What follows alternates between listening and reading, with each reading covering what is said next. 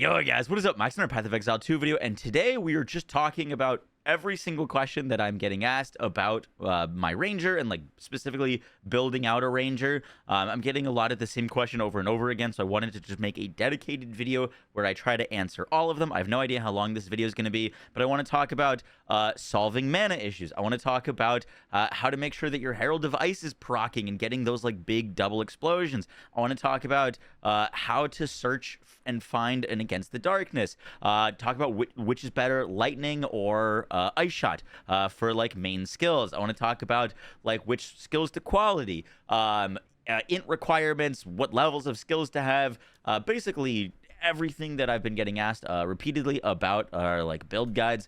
This will apply to like lightning arrow and ice shot, but I hope you guys enjoyed the video. Hopefully it's not too long, but I will hopefully have sections down at the bottom, so if you're like specifically interested in like one thing on the build, you can mouse over to that section and watch that section specifically. All right, let's do this. So the very first thing that I want to talk about is getting your Heralds of Ice to proc consistently. When you shoot into a group of enemies, you're gonna want on either the ice shot or the like cold build, you're gonna want this like multi explosion going off. It helps a ton with clear speed, and there's a few things that you can do for the build to like really make those explosions more consistent. And if you don't have like the highest damage, you can do some things to the build to like make them happen more often. So let's talk about that. So let's talk about how to get these procs consistently. Now, one thing to understand about the Herald of Ice procs and the explosions is they're not actually coming from my lightning arrow, if that makes sense. So if we look at my lightning arrow, I'm dealing a decent bit of cold damage. I've got 1,299, definitely contributing to freeze buildup when I shoot with this, but I'm not actually really freezing with my lightning arrow. And that is because we don't need to. If we put cold damage on our lightning arrow, like we use cold infusion, we simply just lose a bunch of damage on our main skill, then that's not great. But what we can do is freeze with Herald of Thunder. So my Herald of Thunder is actually what is causing most of my freeze on this build. And Herald of Thunder reads when we kill a shocked enemies with attack damage, all of our subsequent attack hits will release lightning bolts which deal attack damage to all surrounding enemies.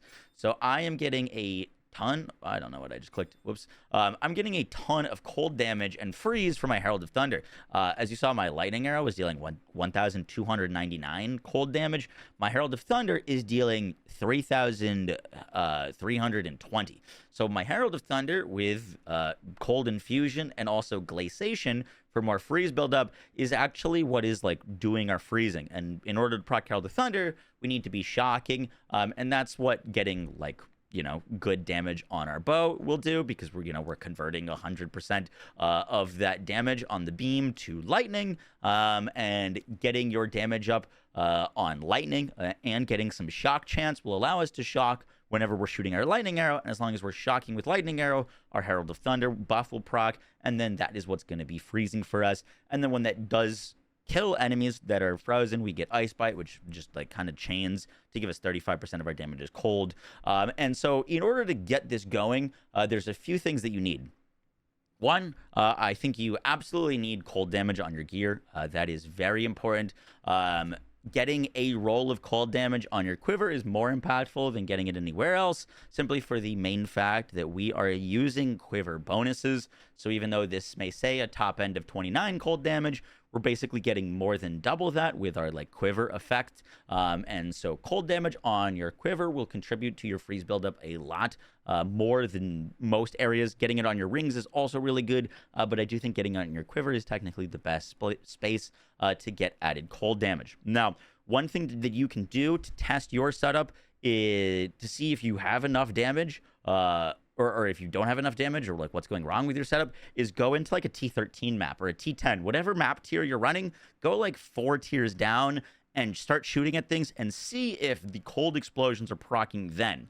Because if your cold explosions are proccing in a T10, but they're not proccing in a T15, that means you're just not dealing an adequate enough cold damage. So either you can look for more cold damage in your build, or you can like change some things around to spec into like freeze buildup, particularly picking up nodes like Essence of the Mountain, picking up nodes like Pressure Points will all but like guarantee that you are shattering or freezing. So those are really easy to like kind of adjust for the build, especially if you're not using it against the darkness. You could also swap this against the darkness for get extra damage as cold damage.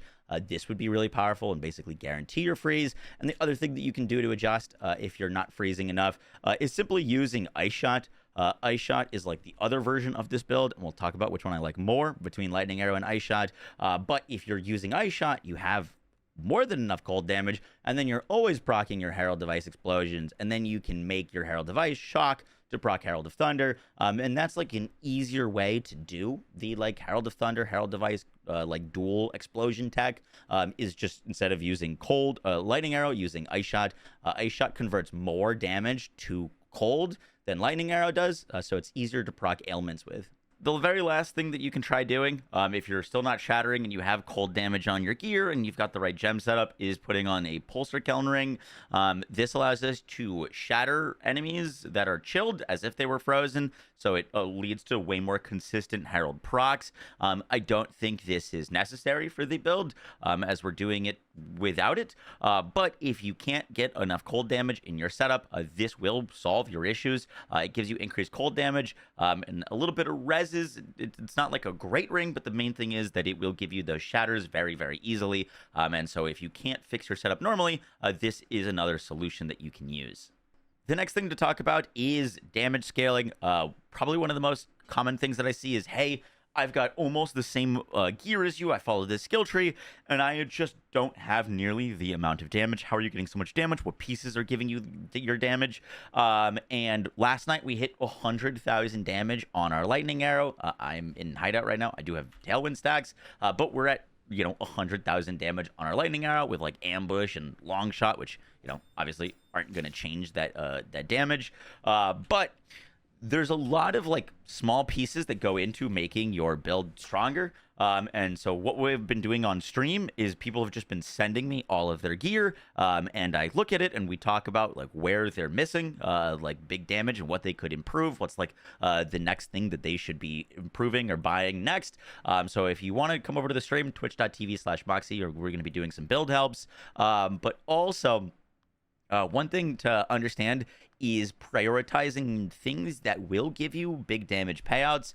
Obviously, your bow is a super big, important part of your damage, but later on, your quiver can actually lead to massive damage gains. And I kind of want to show you something that I found pretty interesting. And so this quiver is what I was using in my past video. This is a great quiver. This is a fizz damage, cold damage, projectile speed, crit chance, crit damage, mana on kill, crit chance quiver. Like, every single stat on this quiver is awesome. I bought this for 30 exalts like 2 weeks ago. It's definitely worth more now, but I bought this for pretty cheap. You can get something similar also for pretty cheap. And this is a great quiver. And if I put this quiver on from my current quiver, I lose like 11,000 damage, which is crazy. And the only difference with this quiver is it's got added cold damage, but it's got damage with bow skills, projectile speed, crit chance, crit damage, crit chance, and some life on kill. And part of the reason why I'm getting so much extra damage from this quiver versus this is I've got some jewels that have like bonuses from your equipped quiver on, and so all of the quiver bonuses are going to get increased. And what I found is if you get a quiver, or your ideal prefixes on a quiver for maximum damage are added damage, I would prefer cold, but increased damage with bow skills, projectile speed, and these two, damage with bow skills, projectile speed, in conjunction are massive damage increases, because, for example, Feathered Fletching gives us the projectile speed damage increase. So like my Lightning Arrow has currently 112 projectile speed, so this is 100% increased damage for it. And then with our like jewel effects and our like quiver bonuses, I'm getting almost like 4 times benefits from my quiver. And so if I pick up something with like 51% damage with bow skills, that 51% is actually like almost 200%, and that's why when I put this on, I'm getting such big damage gains. And so like small little micro adjustments can actually lead to like huge things. I bought this ring as well, getting a breach ring with like double rolls of damage. Like you could go for like cold damage, increase lightning, or like lightning damage, increase lightning, or like double fizz, something like that. Your rings can also give you a ton of damage. For example, if I take off this, I'm losing, just this ring alone is losing me 9,000 damage. My ring with like 25% lightning damage and some added cold, the fizz is very small on the air, is losing me 7,000 damage. So like there's just a lot of little pieces of gear, and them accumulatively will give you a lot of damage. There's not just like one thing that is like all of the damage on my build. And a lot of the times that I'm looking at people's gear, they are, just not getting the damage that they need on the necessary pieces, and that's where their damage is starting to fall off. And once again, specifically with scaling crit, one of the biggest ways to get damage is your crit chance and crit damage bonus. These will massively increase your sheet DPS and obviously your damage on bosses. The next thing to talk about is solving mana problems. There is a bunch of ways to solve mana. One of the most important things to get is mana on kill. Now, you can get mana on kill in a few different ways. Yeah, you can get it on your bow, you can get it on your rings, you can get it on your quiver. I've currently got 17 mana on my quiver and 9 on my bow, so not a lot of mana on kill, but it's more than enough to solve my mana issues, especially if it lands on your quiver, because that also gets like multiplied by our quiver bonuses. But if you don't have it on your bow and quiver, you don't need to worry. You can pick up mana on kill jewels. It's not the most ideal thing, but if you've got a really good bow and things like that, for example, like these are like increased crit chance, increased freeze buildup, mana on kill jewels.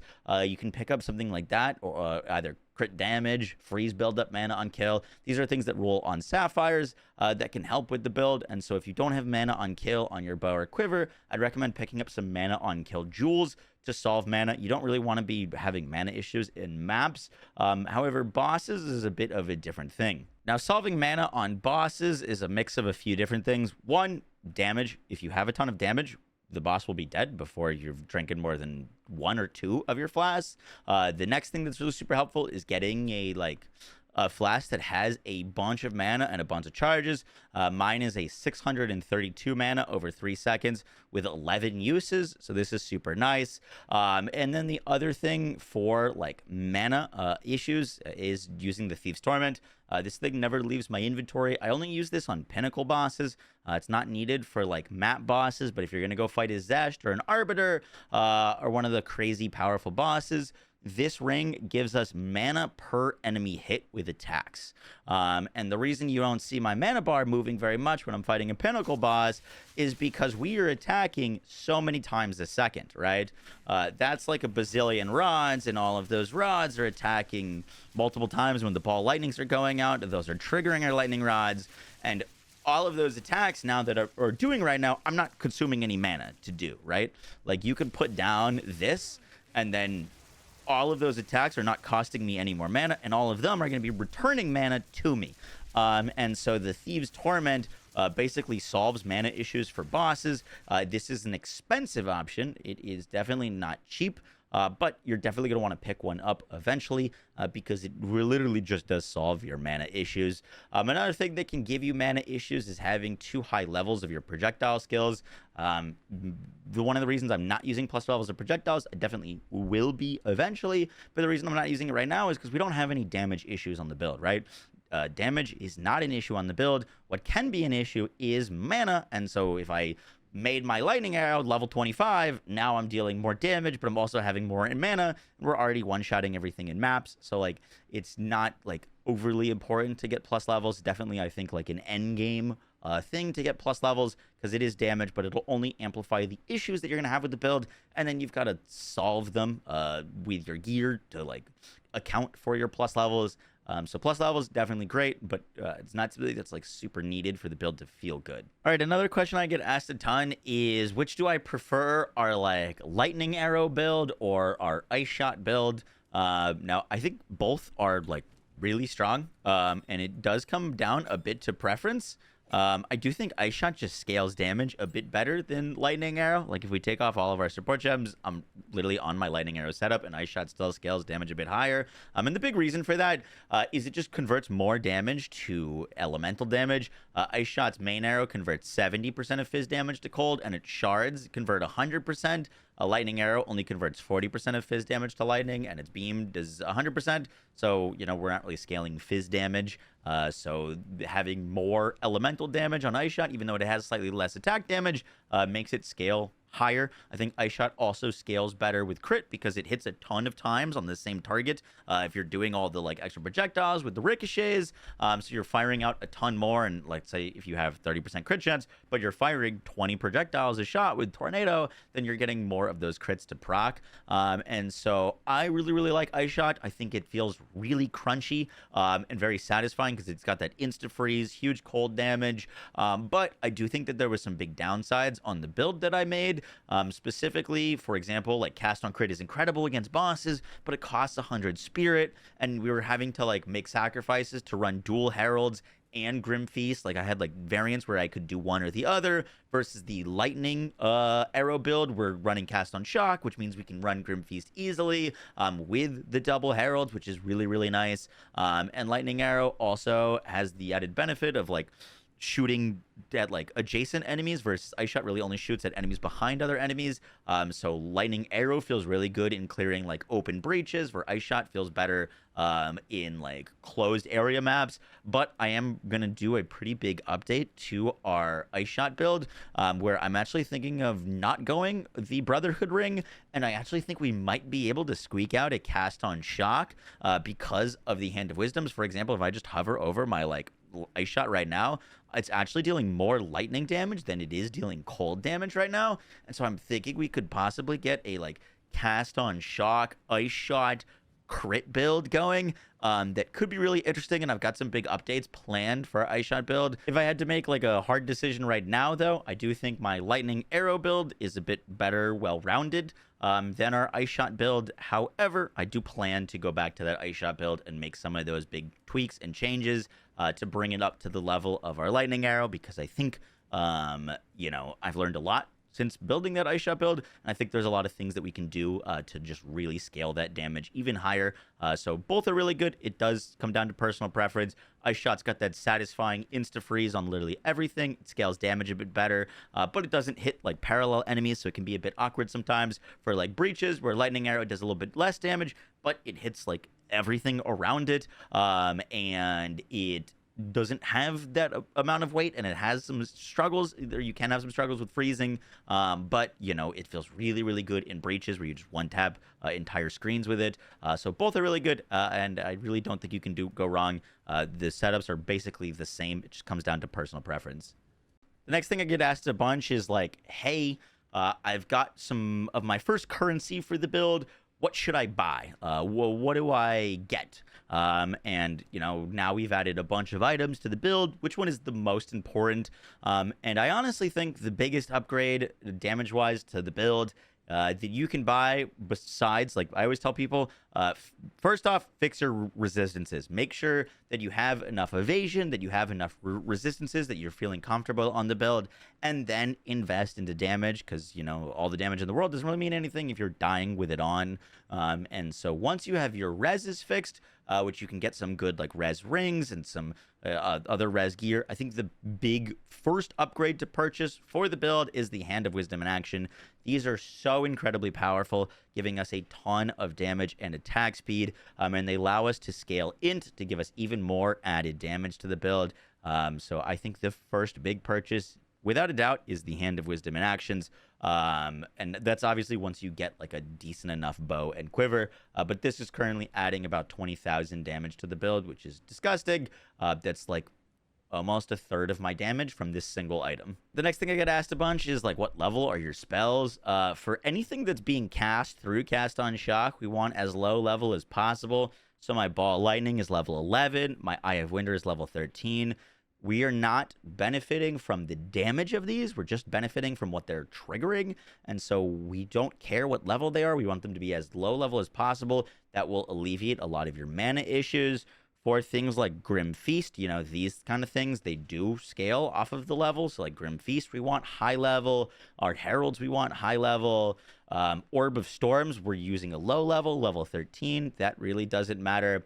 My Cast on Shock, I am trying to use a higher level version. So mine's right now level 15 to give me a bunch of energy. But I've had people coming in and being like, hey, like I don't have 192 energy to use like a max level ball lightning. And I'm like, why would you use a max level ball lightning? We're not dealing any damage with this. We're not scaling spell damage. Us triggering 18 kajillion ball lightnings and Eye of Winters don't actually do any damage.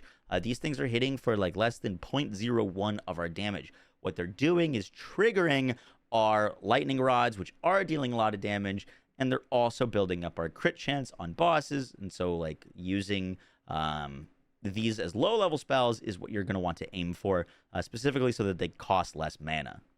The last thing to mention is Acrobatics with evasion rating. Now, Acrobatics is massive endgame survivability for Rangers. However, this is not something that you want to spec into until you're ready to, because it can kind of nuke your build. Getting Energy Shield is also like really, really valuable for Rangers.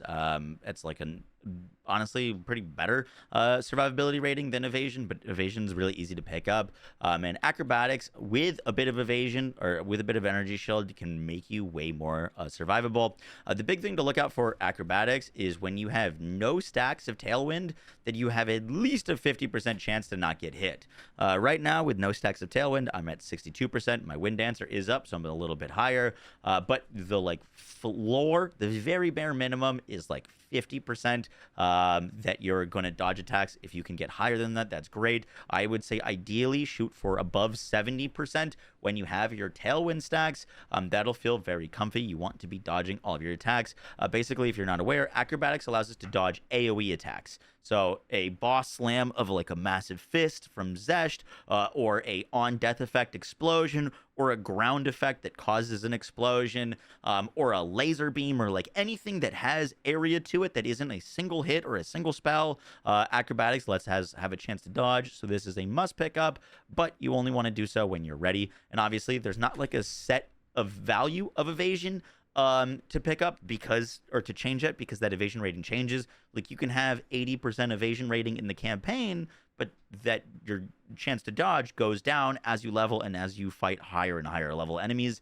So there's not like a specific value that I can tell you to swap to Acrobatics. Unfortunately, you're mainly just looking for at least a 50% chance to dodge attacks when you don't have your Tailwind stacks up. Otherwise, the build will start feeling atrocious. Guys, that's gonna do it for the video. I hope you enjoyed. Hopefully this answered some of your questions. If not, I do live stream every day at twitch.tv/Moxie, and hopefully can answer more of your questions in depth. But yeah, guys, that's gonna do it for the like FAQ. Catch you on the next one. Take care.